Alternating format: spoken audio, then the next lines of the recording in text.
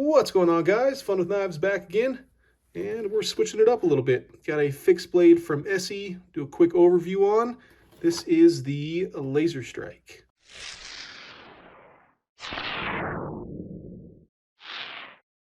All right, let's unbox this Laser Strike and pretend that I haven't already looked at it. But kind of show you what this knife comes with and kind of why I bought it, give you a quick spec rundown, and I get to start using it, start carrying it. So in the box, knife, sheath, got a lanyard here with a washer to remove the scales, Randall's Adventure Training, ESEE knives, cards with their survival stuff on the back, a couple of stickers, top of the bag the knife came in, and then I'm sure this is how to take care of carbon steel. All right, that's about it. Working with a limited space here, so let's see how this camera setup goes. But I wanted this knife for quite a while, and I decided this is going to be, oops, actually move the lock here.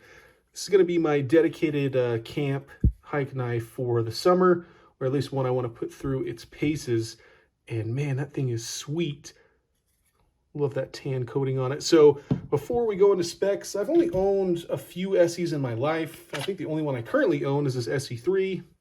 Didn't even know that had the same coating on it until after I had bought this one. But I had an Azula 2 for a long time, and I can't believe I sold it. I don't know why I did, but I'll probably be rebuying that knife sometime. The SE3 has been excellent. It's seen very light use. I mean, it's not a huge fixed blade, but something I think that's a good companion knife. But for something a little bit larger and beefier, we got the Laser Strike here. So overall length on this guy, 10 inches. Your blade length is 4 3/4 inches with a cutting edge right at 4.5. Your blade stock thickness is a chunky 0.19. And this isn't the tallest blade, so this is pretty thick behind the edge. Reminds me a lot of the Tops Dawn Warrior that I thoroughly enjoy, but is not the sliciest of knives. But I think this is going to be batoning a little bit and doing some harder use for me. You can see kind of a high saber grind here, and I'd call that a spear point. It's not necessarily ground like one. It's going to function just like a drop point, but that's your blade there. Steel here is 1095, no surprise from ESEE there. I actually prefer carbon steels, or at least tougher steels for my fixed blades. Just gives me some peace of mind that it's not going to snap quite as easily, and I feel like I'm adequate at taking care of some of these non-stainless steels. So Rowan there on the side, made in the USA. Got your Randall's Adventure ESEE logo, the name of the knife, and then I'm sure their naming system there. Handle scales here are micarta. You got your bow drill divot there that I will never use. This micarta is fairly rough. It's not quite, let me grab another fixed blade here from the drawer. It's feels actually very similar to this Missile Strike from Tops. I would assume this is some sort of canvas micarta, but I know that's going to wear very well. Kind of take the oils from your hands, patina over time, darken up. So I'm actually a huge fan of these blocky style ESEE scales. I mean, these ones on the SE3, I think these are G10 layered. These look a lot better. They're thinner with kind of that palm swell.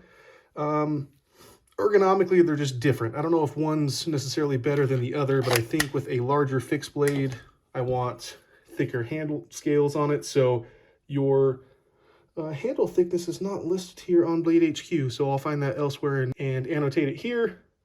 Your handle length, 5 1/4 inches, makes sense with that 4 3/4 inch blade for an overall length of 10, like we talked about.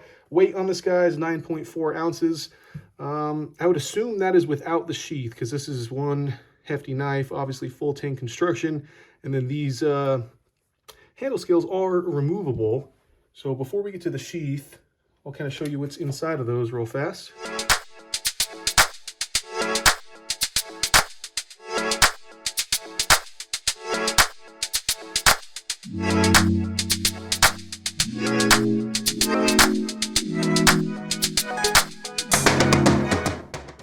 Okay, those scales were actually very easy to remove, even though I didn't make it look like that because I was too lazy to get actual tools. So I used this and the washer that came with it.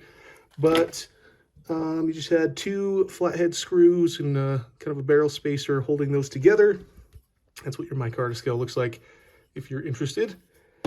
And inside this little cutout within the full tang, you got a ferro rod and a couple of just kind of fire making supplies, some quick catch, what do they call those? I don't know, fire starter little pieces of cotton kind of things. So this is definitely marketed as a survival knife. I'm going to use it more as a recreational, you know, hiking, camping knife.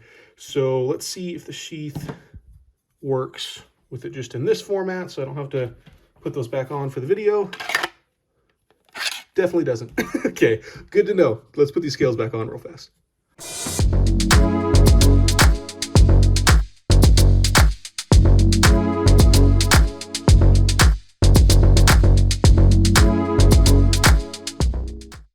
Okay, and we're back. Let's check out the sheath here. I think this is what actually sold me on the knife. Not necessarily the belt clip, but just this is your standard kind of fold over Kydex sheath, drainage hole, few lashing options here, but the retention is fantastic. And shake this pretty hard, nothing's coming out.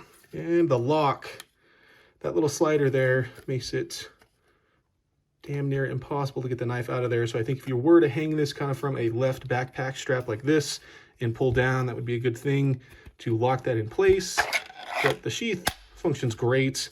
This big belt loop on it, I don't know if I'm sold on it. We'll see if I end up lashing this to a pack or not. But it looks like it would function pretty well. If this is going to hang on your belt, it's not going to stick up too much and poke you in the side. So that is the ESEE Laser Strike.